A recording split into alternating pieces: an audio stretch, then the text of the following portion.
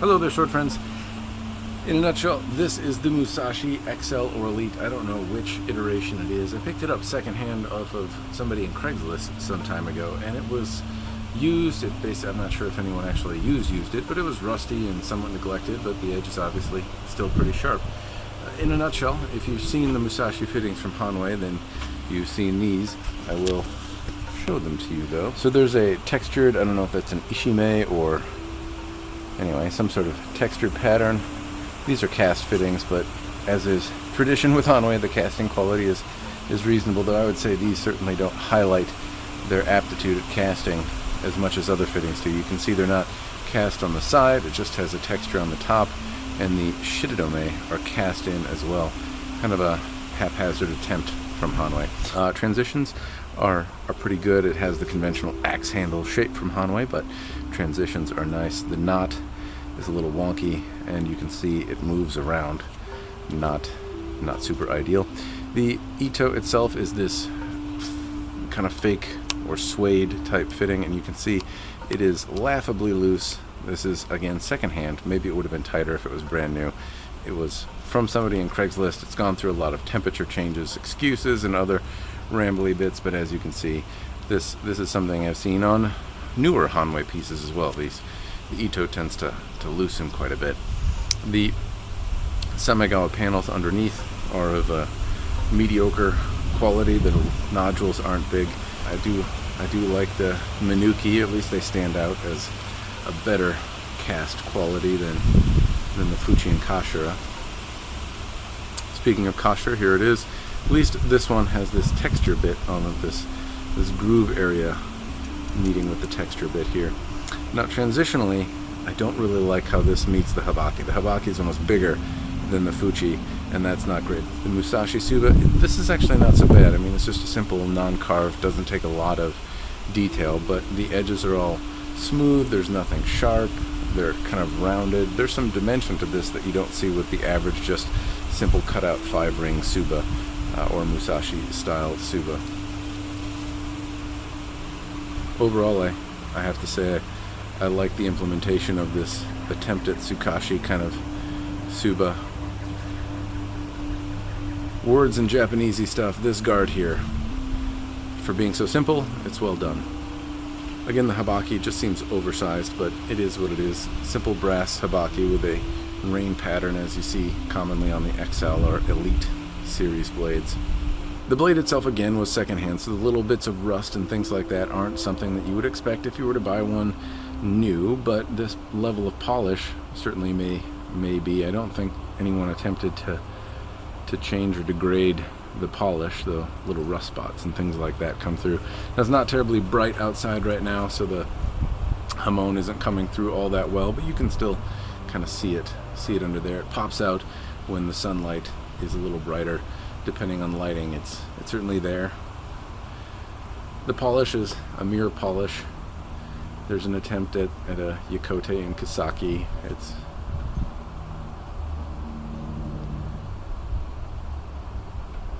can kind of see where they ground it in. Anyway, you can also see this is a big, wide honkin' blade, and for what it lacks in terms of refinement, it certainly cut pretty well. The edge has preserved, despite being, secondhand and having the previous person do whatever they did with it and then ship it to me across the country. It's held up in terms of edge quite well. This is the saya. It depends on the day. It's just barely kind of holding in there without falling out. If I tug on it a little bit or bounce it around too much, it'll fall out. It has this ishime texture on the saya, and it doesn't show fingerprints a whole lot.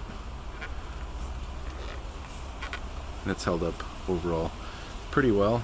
You can see on the texture here there are some pings and dings, but the texture obscures them a little bit, so they don't stand out so much.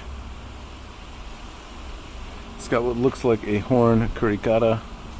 It's held on there pretty well and isn't cracked. I would speculate that the previous owner didn't do much with this, given that it's not all scratched up, so I'm guessing it wasn't used very much. Saya-wise, it's one of the few that doesn't bounce around and rattle too much. Overall execution, it's pretty good. It's comfortable, Moves around like a big clunky sword. Anyway, I'm gonna go wash it before it rusts. Okie dokie, I got the Musashi cleaned up, and I have some friends next to it for your viewing pleasure. In a nutshell, I wanted to explain how you can go stupid in terms of cost on these things and how different the blades might be. The Musashi, I'm going to call it the Musashi. I made a video about the Hanwei Musashi series and all the different types that are out there. Basically, they have similar fittings on widely different blades, but I'm going to call this one the Musashi. Also, I don't know if it's the XL or Elite. They're around 500, 550 bucks, depending on what it is, at least on Cult of Athena at the time of recording this video. The point I want to drive at, though, is that this blade, this geometry, is really predicated on being a really performance-driven tatami mat cutter. What is that? Well, you have a straw mat sitting in front of you and you chop it. It's not something you would bring into a battle or war. It's something as a learning tool to swing your sword and something to use competitively to do the same type of task. It's really good at doing that, but I don't know that it's necessarily great at doing other things. I'm sure there is maybe some historic blade that was made with similar proportions, but I certainly wouldn't want to bring this clunky thing into a battle if, you know, take my opinion for what it's worth, which is not necessarily that, but I wouldn't want to move it around. I wouldn't want to use it for Reivew either. It's big and clunky and not fun to move. And if you're doing hundreds of repetitions or you're practicing for an hour, it's easy to get worn out with something of this size. Below it, you can see a few different examples. There's another blade from Hanwei. I can't remember the name exactly, but it's a little bit more refined a tool. It's smaller. It moves around a little bit easier. You can do hundreds or thousands of repetitions with the sword before you get tired. You'll probably get tired, but at least it won't be as murderous as the Musashi XL. Below it is Bugei Samurai, also a big clunky sword, but with a little bit different geometry. You can see it's not as wide, and it's a little thicker along the spine.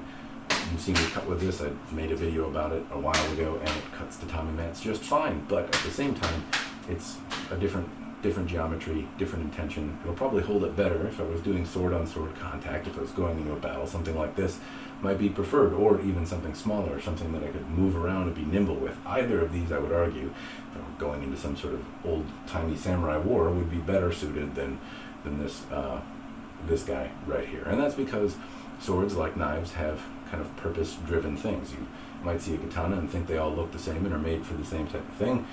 Nimble, agile, strong and robust and dedicated lawnmower. That's kind of at least how they break down in my mind. And not to say I'm right about that, but at the same time, this seems like a very purpose-built thing specifically to cut tatami. I don't know if I'd choose it for any other task but that. The same way I wouldn't take a race car on on an off-road adventure. It's just not built to do that type of thing.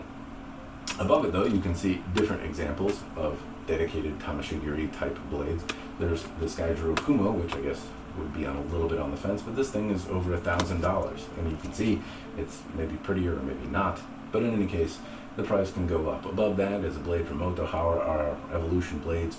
I can't remember exactly which one they go by. I'm working on the review for this one. This thing is like $2,000-ish ballpark, and everything that I bitched about in the review on this one is addressed in this one. But you can buy 4 of these for the same price as this. So it depends on, I suppose, what you want to do. If you're a more seasoned practitioner, this is a great sword, and I'll talk about it in some future review. If you're not, you're probably going to mess the sword up, and having 4 of these will probably last you a little bit longer. Anyway, above that is a Howard Clark blade that I'm in the process of finishing, and the fittings cost as much as the Moto-haba blade, which costs the same amount as 4 of these things. Howard Clark charges $5,000 for a blade basically unfinished, and you have to send it off to get polished and send it off to get mounted, and it's a giant hassle and a lot of time, and before you know it, you're out $10,000 for something that effectively does the same thing as this, but with a little bit more bedazzlements and zazz, if you will. But anyway, the main point is that these are all performance cutters. You can get them, they're more expensive. There's a few different options out there. Below that, I've made reviews on the Munetoshi Performance Cutter, which is, I think, probably the one I would choose if I were spending $500, but I'll talk about that in just a second. And below it, I don't have any less expensive ones. You can find the Chines SGC Katana, the Practical XL. Actually, the Practical XL is pretty much the same thing, as far as I can tell, with cheaper, less good fittings, or less bedazzled fittings, less zazzy fittings, if you will, and it's made out of a less desirable type of steel, but I would argue that it's actually just as good. At least it seems to be in my mind. Though this is one that I would note is pretty widely regarded as a great sword in my Toyama review group. Lots of people seem to use the Musashi XL or Elite blade. It seems to be the most prolifically used sword, at least in the group of folks that that swing swords at tatami mats. This is a very popular sword, and they all seem to do it better than me and know more about it than me, so I'm going to say maybe this does have a leg up on the Practical XL. Though I personally don't necessarily see where. Maybe if you know, throw it in the comments down below. I noted before that there's the Musashi Performance Cutter. That's something that I would also very strongly consider if you are doing tamashigiri. I made a review on that some time ago. I thought it was a much more refined experience, but it is a little bit more delicate a blade. This, I whacked pegs, and it's rusted, and it's been shipped across the country, and it still does everything it's supposed to do. The Performance Cutter, if you're, again, a little more seasoned practitioner, might be something I would recommend. Anyway, do I recommend this thing? Well, if you want it, yeah, it's not a rip-off, it's a good sword, it's held up, it cuts really well. If you're doing tamashigiri, it's a very worthy option to consider. I personally go Musashi Performance Cutter, but then again, I can afford to break a $500 sword and not lose my shit over it. If you want something maybe a little bit more durable, something like this, or the Practical XL if you want to spend a little less. If you want to spend more, well, don't listen to me, but those are all options. Anyway, I think it's a good sword. If you're not doing tamashigiri, I don't know that I would pick this sword. There's something more nimble or something more robust. Those would probably be the options I would choose. I don't know that I would get one of these unless I'm specifically cutting tatami or a like-minded target. If it's bound up hay or grass or saplings or something like that, then something like this is a pretty fun sword to use. Roll up newspaper, but as soon as you move into harder targets, wood, dried bamboo, or if you're doing lighter targets like water bottles and things like that, this would not be my choice. I certainly wouldn't choose it if I was using it for kata, and I didn't find it particularly beautiful, so I don't know that I would choose this as something to hang on my wall that could double as a tatami cutter. Anyway, those are my thoughts. If you like the sword, I certainly don't think it's a rip-off. Lots of people like it, and I certainly had fun using it. I'm going to continue to use it as well, and I'll make a supplemental information video if I find out anything else as I'm swinging it around. Anyway, that is all I have for you. I hope the video has been interesting. As always, cheers, and thanks for watching.